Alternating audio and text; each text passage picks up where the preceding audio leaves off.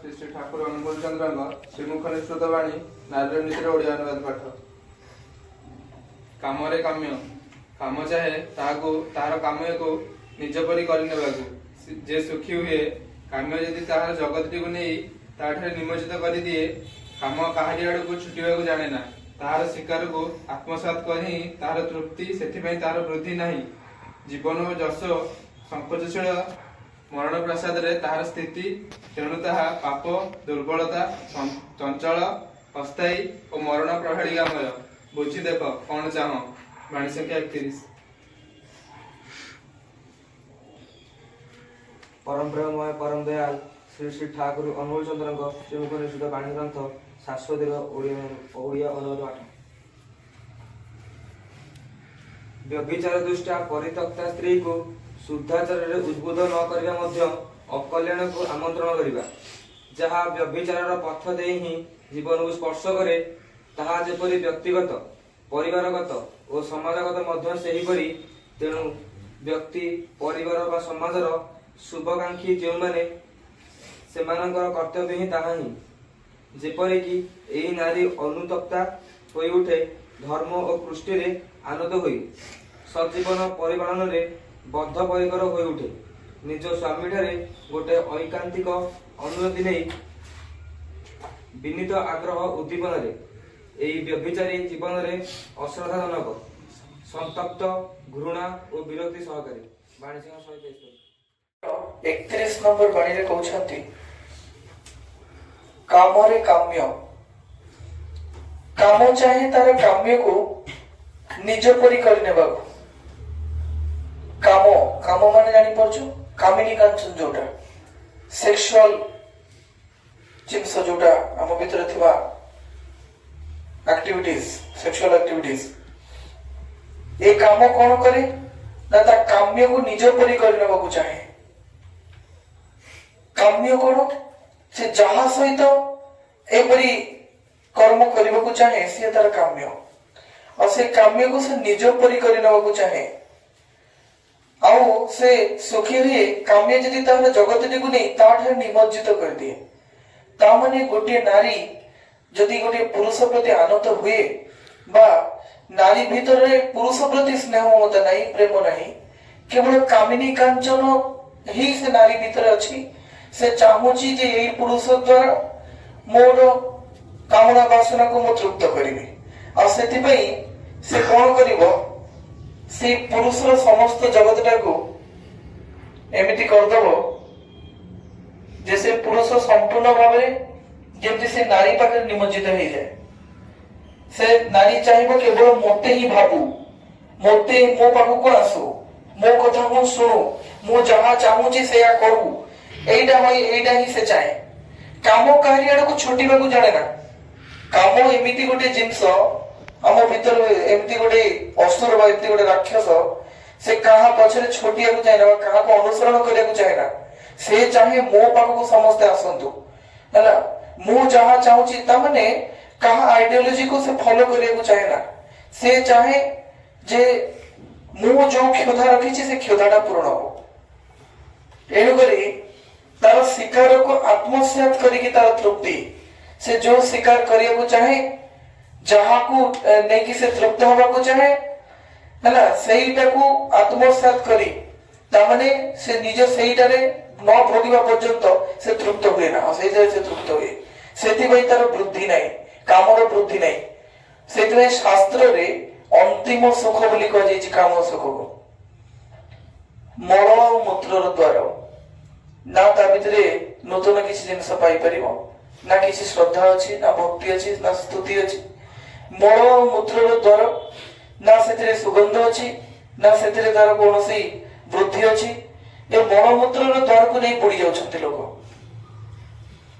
पायखाना गले की दुर्गंध परिस्रा गले मध्य हसुच गंध पायखाना परिस्रा कले साबुन हैंड वॉश न धोइले की अवस्था तेणुकर ये जो मल मूत्र द्वार को लेकर निमज्जित रहिबा ही ए होची ए कामर होची एटा गोटे प्रधान उपकरण किछि नाही ए शरीर भितरे केवल मल मूत्र आम जे देखिपार चर्म तले पचा सड़ा गला ଆଉ କିଛି ନାହିଁ। ତ ଏଇ ମଳମୂତ୍ରର ଭଣ୍ଡ ଶରୀର ବା ମଳମୂତ୍ରର ହାଣ୍ଡି ଭଳିଆ ଶରୀରକୁ ନେଇକିରି ଆମେ ଚାଲୁଛେ। ଏହା ଭିତରେ ନୂତନ କିଛି ଜିନିଷ ନାହିଁ, ଏହା ଭିତରେ ଉତ୍କୃଷ୍ଟ କିଛି ନାହିଁ। କିନ୍ତୁ ଏଇ କାମିନୀ କାଞ୍ଚନଟା ଏମିତି ଜିନିଷ ଠାକୁର କହୁଛନ୍ତି ଏହାର ବୃଦ୍ଧି ନାହିଁ। ଇଏ ଆହୁରି କଣ କରେ, ଡିଷ୍ଟ୍ରଏଡ୍ କରିଦିଏ, ମଣିଷକୁ ଡିଷ୍ଟ୍ରୟ କରେ, ମଣିଷକୁ ତଳକୁ ତଳକୁ ଖସେଇ ନେଇଯାଏ, ନଷ୍ଟ କରିଦିଏ। କିନ୍ତୁ ତାର ବୃଦ୍ଧି ନାହିଁ। ଯେ କାମିନୀ କାଞ୍ଚନ ଯୁକ୍ତ ସାଧନା କଲେ କୋଉ ଲୋକ ଗୋଟେ ଡେଭଲପ କରିଯିବ, ସେମିତି ନାହିଁ। ସେଇଟା ଠାକୁର କହୁଛନ୍ତି ବାଧାପ୍ରାପ୍ତ କାମ ହିଁ କ୍ରୋଧର କାରଣ। କାମିନୀ କାଞ୍ଚନ ଯଦି ପିଲା ଛୁଆଙ୍କୁ ବାଧା ଦଉଛ, ସେ ବାପା ମାଙ୍କୁ ବି ଶତ୍ରୁ ବନେଇଦେବେ। ତେଣୁକରି ଜୀବନ ଓ ଯଶ ସଂକୋଚଶୀଳ, ମରଣ ପ୍ରସାଦରେ ତାର ସ୍ଥିତି। ଯିଏ ଏଇ କାମିନୀ କାଞ୍ଚନ ବା ଏ କାମ କଣ କରେ, ସେଇ ଶିକାରକୁ ଆତ୍ମସାତ କରିଦେଇକିରି ତୃପ୍ତ ହୁଏ ଏବଂ ତାର ବୃଦ୍ଧି କିଛି ନାହିଁ। ଜୀବନ ଯଶକୁ କଣ କରିଦିଏ, ସଂକୋଚଶୀଳ କରିଦିଏ। ଆଉ ଲାଷ୍ଟକୁ ମରଣ ପ୍ରାସାଦରେ ତାର ସ୍ଥିତି, ମରଣର ରାଜପ୍ରାସାଦରେ ନେଇ ରଖିଦିଏ। ତେଣୁ ତାହା ପାପ, ଦୁର୍ବଳତା, ଚଞ୍ଚଳ ଏବଂ ଅସ୍ଥାୟୀ। ଯୋଉମାନେ ଦେଖିବ ଏଇ ସବୁ ଜିନିଷରେ ଲିପ୍ତ ଥିବେ, ସେ ଚଞ୍ଚଳ, ସେ ସ୍ଥିର ନୁହଁ। ଆଉ ସେମାନେ କେବେ ହେଲେ ସତ୍ ଜିନିଷକୁ ବରଣ କରି ନେଇ ପାରିବେନି, କେବେ ହେଲେ ଭଲ କଥାକୁ ସ୍ୱୀକାର କରିପାରିବେନି। ଏତେ ନେଗେଟିଭିଟି ତା ଭିତରେ ଭରି ରହିଛି, ଏତେ ନେଗେଟିଭିଟି ଭରି ରହିଛି ଯେ ପଜିଟିଭ ଜିନିଷକୁ ସେ ଗ୍ରହଣ କରିପାରିବନି। ତାର କ୍ଷମତା ନାହିଁ ସେ ପଜିଟିଭଟାକୁ ମାନେ ସେ ନେଇକିରି ତା ଭିତରେ ରଖିପାରିବ। ତାର ସେଠି କ୍ୟାପଚର କରିବାର କ୍ଷମତା ନାହିଁ। କାହିଁକି ନା ତାର ଯୋଉ 64 GB ର ଯୋଉ ମେମୋରି, ସେଥିରେ କେବଳ 60 GB ଖାଲି କାମନା ବାସନା ଆଡୁ ସାଡୁ କଥା ପଶିକି ରହିଛି। ଆଉ ଯୋଉ 4 GB ସେଟାରେ ଏଇ ପାଠର ଡ୍ରେସିଂ ସେନ୍ସ ରହିବା, ଭଦ୍ର ସମାଜରେ ରହିଛି ନା। ତେଣୁକରି ତା ପାଖରେ ଏଇ ସବୁ ନେଗେଟିଭ ଛଡା ପଜିଟିଭ କଥା ତା ପାଖରେ ସପୋର୍ଟ ନବନି। ତା ପାଇଁ ଗୋଟେ ଗ୍ରାମ୍ୟ ଗଳ୍ପ, ଗୋଟେ ପଲ୍ଲୀ ଗଳ୍ପ ଭଳିଆ ଲାଗିବ।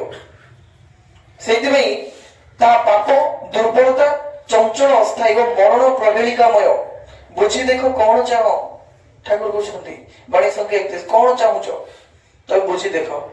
କାମିନୀ କାଞ୍ଚନର ସେତିକି ଆବଶ୍ୟକତା ରହିଛି ବଂଶ ବିସ୍ତାର ନିମନ୍ତେ, ତାର ଅପବ୍ୟବହାର କରାଯାଏ ନାହିଁ। ଆଜିକାଲି ତ ଲିଭ୍ ଇନ୍ ରିଲେସନ ହେଇଛି, ବାହାଘର ପୂର୍ବରୁ ଚଉଠି ରାତି ତମେ ଦେଖିବ ରାସ୍ତାଘାଟରେ, ତମେ ଦେଖିବ ପାର୍କରେ, ତମେ ଦେଖିବ କୋଉଠି କୋଉଠି ପୁଅ ଝିଅ ଯୋଡା ଯୋଡା ହେଇକି ବୁଲୁଛନ୍ତି, ନଈ କୂଳେ ବଟ ମୂଳେ ସେ ବୁଲୁଛନ୍ତି। ତ ଏଇ ମାନେ ଆକ୍ଚୁଆଲି ଏଇଟା ହିଁ କୁହାଯାଉଛି କାମ ଚାहे ତାର କାମ୍ୟକୁ ନିଜ ପରି କରି ନେବାକୁ। ଏବଂ ସେ ସୁଖୀ ହୁଏ କାମ୍ୟ ତାର ଜଗତକୁ ନେଇ ତାଠାରୁ ନିମଜ୍ଜିତ ରହୁଛି। ତାକୁ କଫିରେ ଡାକୁଛି, ତାକୁ ନେଇ ଡେଟିଂ ଯାଉଛି, ତାକୁ ନେଇକିରି କୋଉ ପାର୍କରେ ବୁଲିବାକୁ ଯାଉଛି ଏବଂ ଲାଷ୍ଟ କାହାରି ଆଡକୁ ଛୁଟିବାକୁ ଜାଣିଲେ ଶିକାରକୁ ଆତ୍ମସାତ କରିଦଉଛି, ତା ଶିକାରକୁ ସେ ନଷ୍ଟ କରିଦଉଛି, ତ ବର୍ବାଦ କରିଦଉଛି। ତ ଏଇଆ ତ ଚାଲିଛି। ଏଇଆ କଣ ଠାକୁର ଚାହିଁଥିଲେ?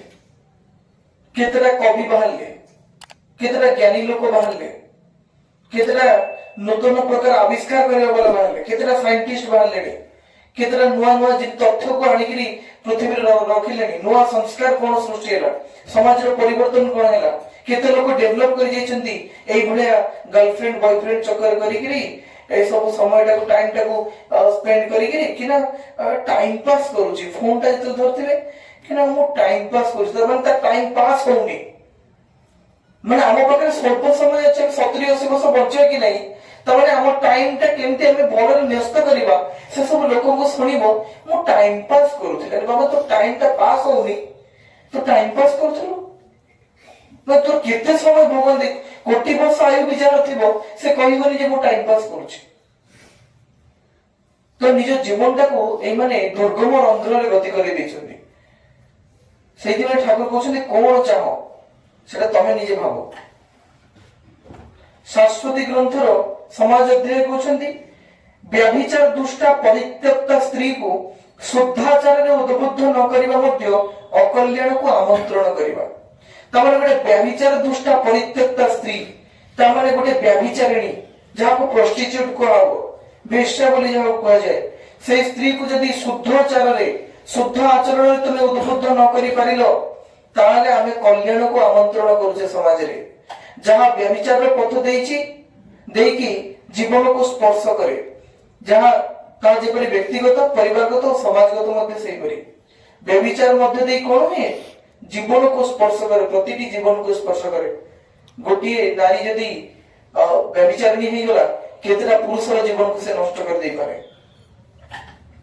ତେଣୁକରି ଠାକୁର କହୁଛନ୍ତି ଏହାର ସମାଧାନ କଣ ବ୍ୟକ୍ତି ପରିବାର ବା ସମାଜର ଶୁଭାକାଂକ୍ଷୀ ଯେଉଁମାନେ ସେମାନଙ୍କର କର୍ତ୍ତବ୍ୟ କଣ ଯେପରିକି ଏଇ ନାରୀ ମାନେ ଅନୁତପ୍ତା ହୋଇ ଉଠନ୍ତି ଏଇ ନାରୀ ମାନଙ୍କ ପାଖରେ ଏମିତି କିଛି କଥା କୁହ ଏମିତି କିଛି ଉଦାହରଣ ଦିଅ ଏମିତି ସମାଜ ସମସ୍ତେ ମିଶିକିରି ଏମିତି ଗୋଟେ ଚେଷ୍ଟା ରଖ ଯୋଉଥିରେ ଏଇ ନାରୀଟା ଅନୁତାପ କରିବ ଯେ ମୁଁ ଏଇ କାମଟା ଭୁଲ କାମ କରୁଛି ମୋ ପାଖରେ ଆହୁରି ଜରୁରୀ କାମ ଅଛି ଏଇ କାମଟାକୁ ଛାଡି ଦେହ ବ୍ୟବସାୟ ଧର୍ମ ଓ କୃଷ୍ଟିରେ ଆନନ୍ଦ କରିଦିଅ ଧର୍ମ କୃଷ୍ଟି ଅର୍ଥ କଲଚର ତାକୁ ଧର୍ମରେ ଆଣ୍ଡ କଲଚର ଭିତରେ ଆଣିକି ପଳେଇ ଦିଅ କାହିଁକିନା ସେ କଲଚର ବାହାରକୁ ପଳେଇଛି ଧର୍ମ ବାହାରକୁ ପଳେଇଛି ଧର୍ମ ଭୁଲିଲେ ଦେବତା ଛାଡିଲେ ଦୁଃଖ ଆସି ଧରେ ସେଇଥିପାଇଁ ସେ ଏଇଭଳିଆ କାମ କରିବାକୁ ବାହାରିଛି ସତ୍ ଜୀବନ ପରିପାଳନରେ ବଦ୍ଧ ପରିକର ହୋଇ ଉଠେ ସତ୍ ଜୀବନକୁ ଯେମିତି ପରିପାଳନ କରେ ନିଜ ସ୍ୱାମୀ ଠାରେ ଗୋଟିଏ ଐକାନ୍ତିକ ଅନୁରୋଧ ନେଇ ବିନୀତ ଆଗ୍ରହ ଉଦ୍ଦୀପନାରେ ଏହି ବ୍ୟଭିଚାରୀ ଜୀବନରେ ଅଶ୍ରଦ୍ଧାଜନକ ସନ୍ତପ୍ତ ଘୃଣା ଓ ବିରକ୍ତି ସହକାରେ ଯେମିତି ତା ସ୍ୱାମୀ ପାଖରେ ସେ ବିନୀତ ହେଇଯାଏ ଆଗ୍ରହ ଉଦ୍ଦୀପନାରେ ଏହି ବ୍ୟଭିଚାରୀ ଜୀବନରେ ଅଶ୍ରଦ୍ଧାଜନକ ସନ୍ତପ୍ତ ଆଉ ଘୃଣା ଆସିଯାଏ ଯେ ମୁଁ କଣ କରୁଛି ଯେମିତି ଆମେ ପିଙ୍ଗଳାର ଅଭିଶାପ ପଢିଥିଲେ ପିଙ୍ଗଳା ଯେମିତି ତା ଜୀବନକୁ ନେଇ ଧିକ୍କାର କରିବ ଏବଂ ପରବର୍ତ୍ତୀ କାଳରେ ସେ ସାଧୁ ବି ହେଇଯିବ ବାଣୀ ସଂଖ୍ୟା 73 ତାମାନେ ଏଠି ଠାକୁର କହୁଛନ୍ତି ଯେ ବ୍ୟଭିଚାରିଣୀ ସିଏ ତାକୁ ଆମେ ପରିବର୍ତ୍ତନ କରିପାରିବା ଆଉ ଜଣେ ଯାଇକି ପରିବର୍ତ୍ତନ କରିପାରିବାନି ବହୁତ ଗୁଡା ଲୋକ ଟିମ୍ ହେଇକି ଗୋଟିଏ ବ୍ୟଭିଚାରୀ ନାରୀକୁ ବୁଝେଇବା ଯେ ଏଇଟା ତୁମ ଜୀବନରେ ଭୁଲ ତାକୁ ଦରକାର ପଡିଲେ ସାହାଯ୍ୟ କର ଆର୍ଥିକ ସାହାଯ୍ୟ କର କିନ୍ତୁ ତାକୁ ବୁଝେଇ ଦିଅ ଯେ ଏଇ କାମଟା ଭୁଲ ତାକୁ ଚେଷ୍ଟା କରେ ଆମେ ଚେଷ୍ଟା କରି ବିଫଳ ହେଲେ ଭୁଲ ନାହିଁ କିନ୍ତୁ ଚେଷ୍ଟା ନ କରିବାଟା ଖରାପ କାହିଁକିନା ଧୀରେ ଧୀରେ ସମାଜରେ ସେଇ ଜିନିଷଟା ଆକ୍ରମଣ କରିବ ଧର ଆମ ପଡାରେ ଗୋଟେ ବ୍ୟଭିଚାରିଣୀ ନାରୀ ଥିବ ସେଇ ପଡାରେ ସେଇ ବ୍ୟଭିଚାରିଣୀ ନାରୀଟା କଣ କରିବ ତମେ ଜାଣିଥିବ ପୁରା ସେ ପଡାର ଯୁବପିଢିକୁ ନଷ୍ଟ କରିଦେଇଥିବ ଧୀରେ ଧୀରେ ଆମ ଘରେ ସେଇ ଘଟଣା ଆସି ପହଞ୍ଚି ଯାଇଥିବ ଏ ହଉଛି କଥା ଠାକୁର ସେଇଆ କହୁଛ ନୁହଁ କି